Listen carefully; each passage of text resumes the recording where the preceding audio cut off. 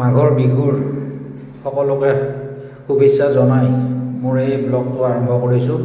মোৰ ফালৰ পৰা সকলোলৈকে সকলো অসমবাসীলৈকে মোৰ আন্তৰিকতা ভৰা শুভেচ্ছা জনালোঁ।